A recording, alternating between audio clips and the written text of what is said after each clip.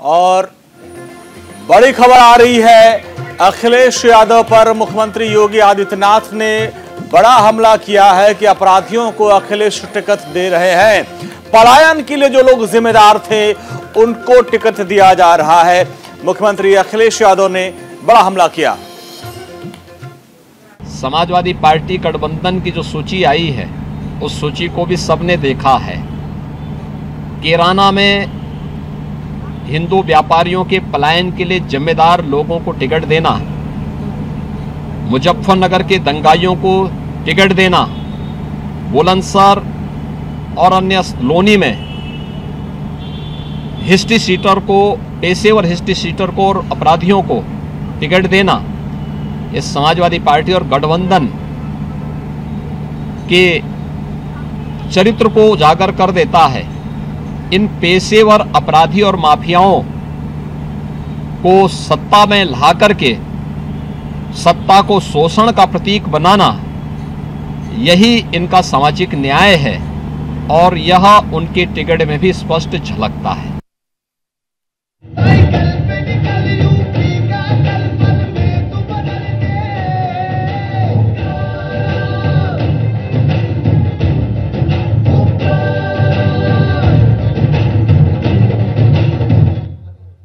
चलिए, बहुत बधाई सारस्वत जी को और उनके साथी।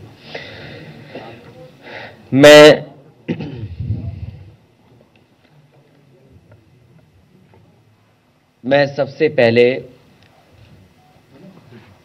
आज समाजवादी पार्टी में शामिल हो रहे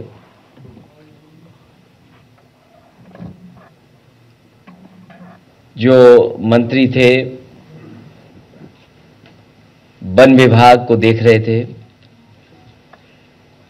आज पुनः समाजवादी पार्टी में आप शामिल हो रहे हैं, आदरणीय दारा सिंह चौहान जी का मैं बहुत बहुत स्वागत करता हूं, बहुत बहुत बधाई देता हूं। साथ ही साथ उनके बड़ी संख्या में लोग आए हैं, साथ ही साथ उनके साथ बड़ी संख्या में लोगों को आना था, लेकिन कोविड प्रोटोकॉल को मानते हुए उतनी बड़ी संख्या में लोग नहीं आए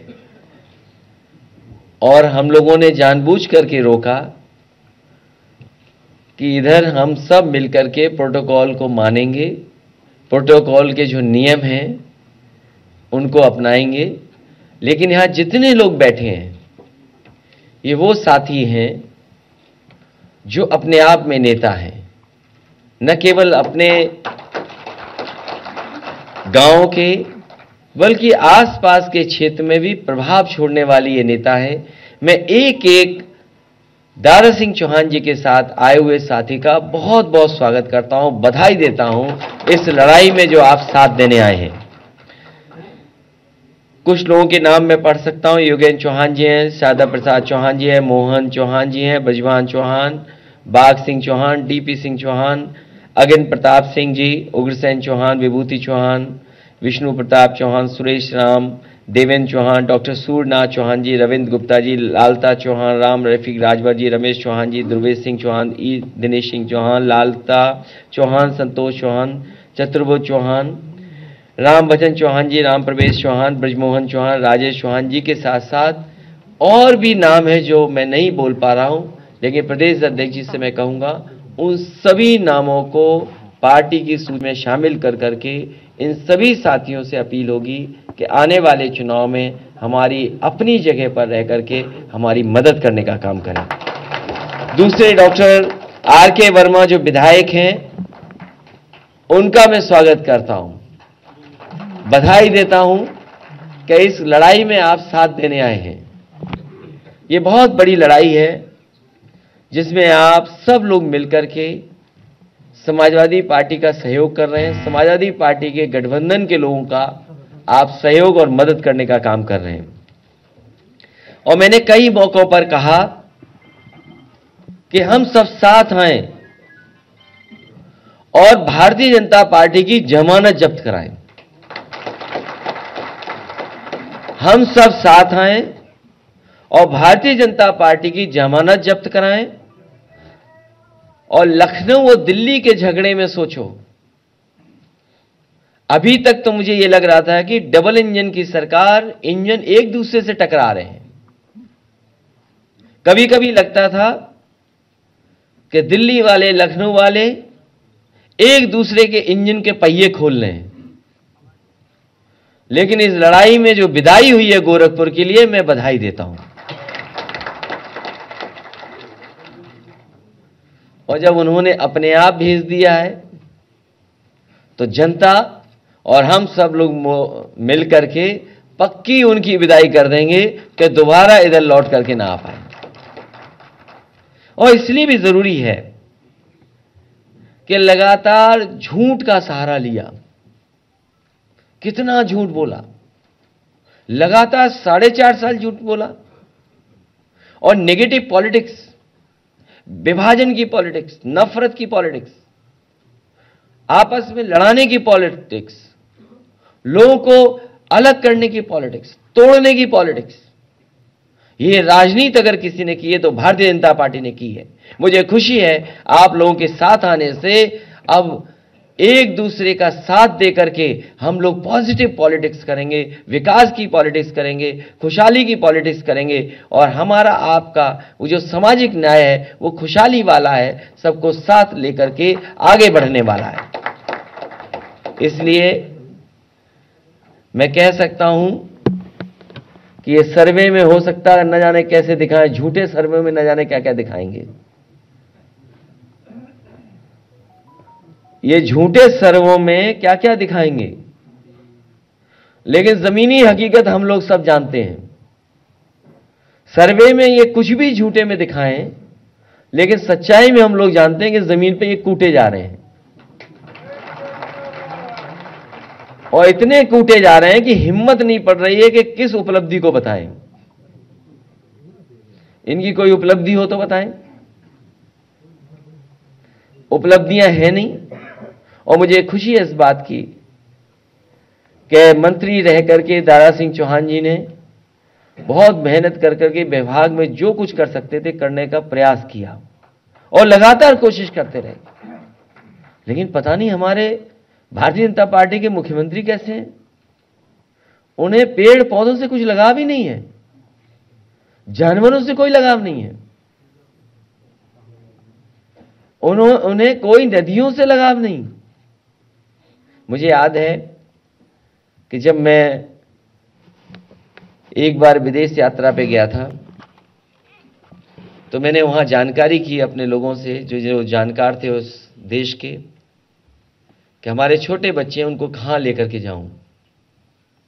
उस समय जो हमारे मित्र थे उन्होंने सुलह मुझे राय मशवरा दिया कि आप जाइए और एक बहुत अच्छी सफारी बनी है वो देख करके आइए। वो लॉन्ग लीड सफारी थी जिसको मैंने देखा था अपने बच्चे और परिवार के साथ।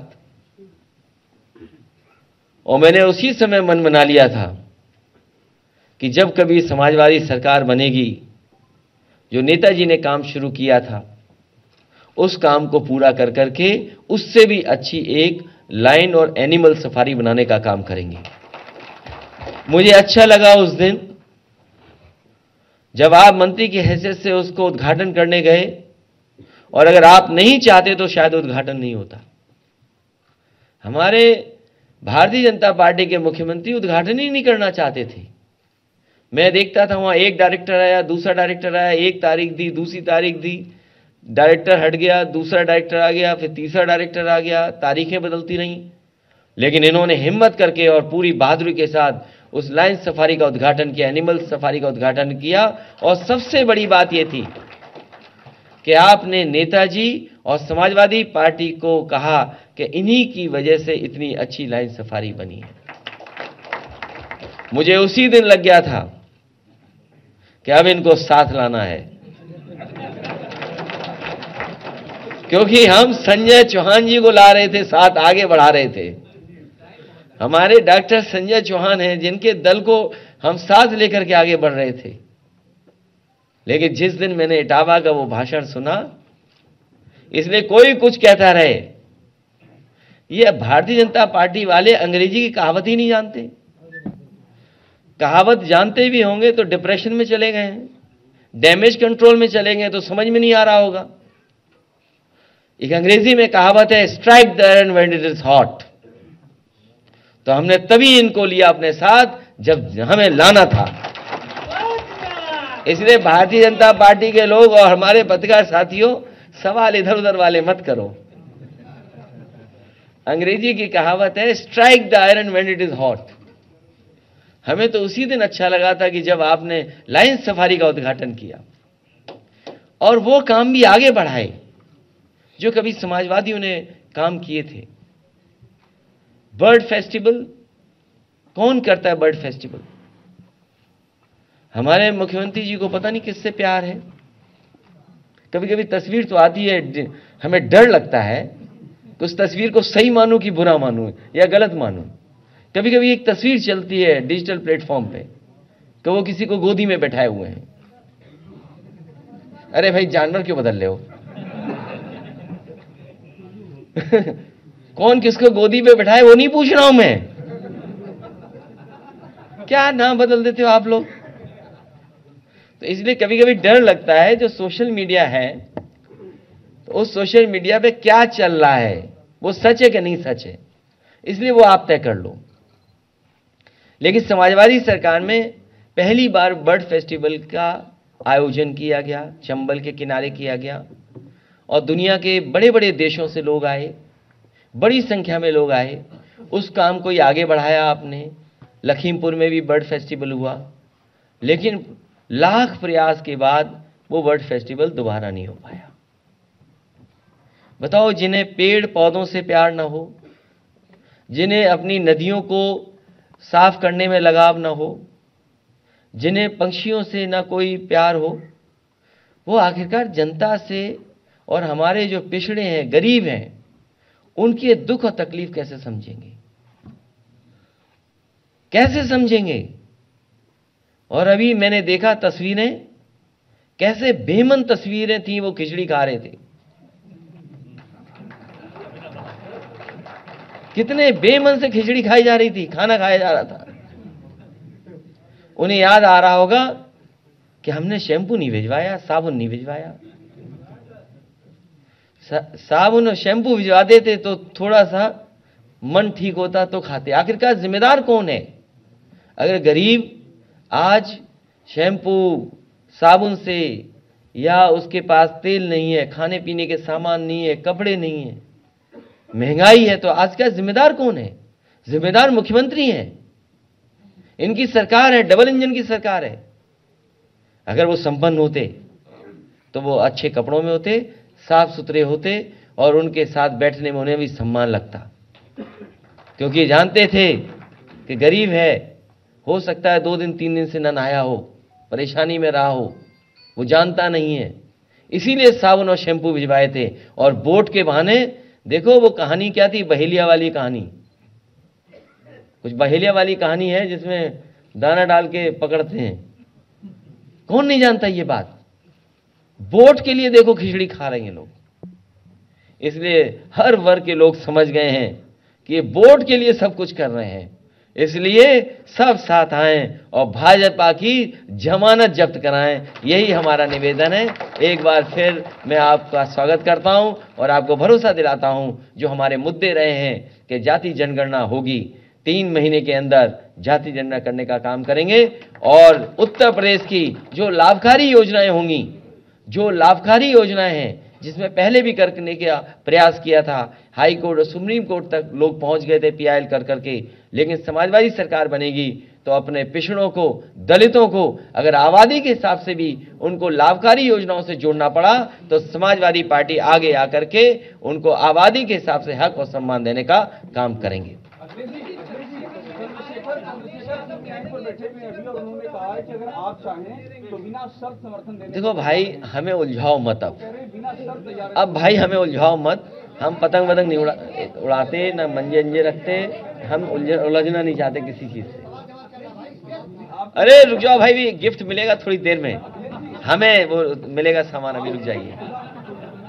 समाजवाद को खतरा है, इस देश के लोकतंत्र को खतरा है, इस देश के संविधान को खतरा है। जो समाजवादी हैं वो इस बात को पहचानते हैं और मुझे खुशी है इस बात की कि बड़े पैमाने पर समाजवादियों ने स्वागत किया है दारा सिंह चौहान जी का और हमारे स्वामी प्रसाद मौर्य जी से लोग हुआ। और पहली बार नहीं, आप हमारे बगल में संजय चौहान जी बैठे हैं, पूरा प्रदेश घूमे हैं। आप बताइए, समाजवादी पार्टी के लोग लगातार उनके साथ खड़े होकर के उनके साथ उनके समाज में उसके आंदोलन को बढ़ाने का काम किया। अभी हमारे पास रामपाल भी आ गए हैं, बताइए यहाँ नहीं दिखाई दे रहा आपको कुछ? गिरफ्तारी पे तमाम तरह के सवाल उठ रहे हैं। तो अगर उनको गिरफ्तार कर लिया है तो उनके परिवार में जिनके ऊपर एक भी मुकदमा नहीं होगा उनको टिकट देंगे। अखिलेश जी, आपने जो कल एक बात कही कि अब आपने बैन कर दिया है, बाहर से लोग नहीं आएंगे, तो ये जो बैन है ये सब बीजेपी स्पेसिफिक है, कांग्रेस वालों को लेंगे या सबके लिए बैन? नहीं, अब हमारे पास गुंजाइश नहीं है। और अब भारतीय जनता पार्टी से मैं कहता हूं, अपनी जिसको टिकट देना चाहो दे दो।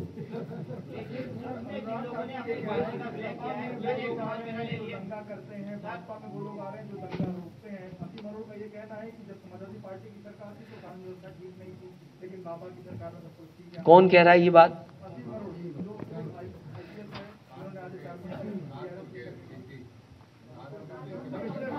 अच्छा हाँ, समझ गया। नहीं, मैं बात समझ, दो बात कह रहे थे ना भाई। अनुराग ठाकुर अलग चीज है, असीम अरुण अलग चीज है। अच्छा, दोनों एक साथ रहे होंगे। आप देखिए, आप उत्तर प्रदेश के पत्रकार हैं, आप उनके सवालों के चक्कर मत पड़ा करो। आप उत्तर प्रदेश की जनता का हित देखिए। जब अनुराग ठाकुर जैसे मंत्री आपसे कुछ कहें, आप उनसे पूछिए कि जिस विभाग में आप मंत्री थे या जिस विभाग में मंत्री हैं, आपने उत्तर प्रदेश को क्या दिया, ये बताइए पहले तो। और जो समाजवादी सरकार में जो काम करके दिखाए हैं उसकी आप कल्पना नहीं कर सकते। और मैं आपसे कहूंगा, क्योंकि हालांकि एक शब्द बड़ा बदनाम हो गया, ईमानदार शब्द। अगर आप बहुत निष्पक्ष और ईमानदार पत्रकार हैं तो एनसीआरबी का आंकड़ा निकालिए और अगली बार वो बोलें तो उनके मुंह पे चिपका देना। और दूसरे एक और का एक अधिकारी, तो सोचो वर्दी में कैसे कैसे लोग छिपे हुए थे। वर्दी में यही बात तो मैं कहता हूं पहले दिन से। क्या पंचायत का चुनाव आप भूल गए? पंचायत का चुनाव जब हुआ था उत्तर प्रदेश में, मैंने कहा था कि भारतीय जनता पार्टी के लिए जिलाधिकारी और पुलिस कप्तान मिलकर के चुनाव लड़ रहे हैं। और उसको आपने देखा कि उत्तर प्रदेश की बहनों के साथ, उन माताओं के साथ क्या घटना घटी। कोई कल्पना कर सकता है आज के समय पर एक बहन के कपड़े फाड़ दिए जाए, एक बहन की साड़ी छीन ली जाए? और आज के समय पर वो भूल गए लखीमपुर में भारतीय जनता पार्टी के गृह राज्य मंत्री के बेटे ने किसानों को कुचल दिया। ये कहां हुआ ऐसा? और गोरखपुर कैसे भूल जाओगे आप, जहां पर एक व्यापारी को पुलिस ने मार मार के मार दिया। ये पुलिस के लोग वो थे जिन्होंने लगातार अन्याय किया, अपने सरकारी लोगों को, सरकार के लोगों को खुश करने का काम किया, और आज उन्हें इनाम मिल रहा है। जहां कहीं भी इनाम मिलेगा उनकी जमानत जब्त होगी।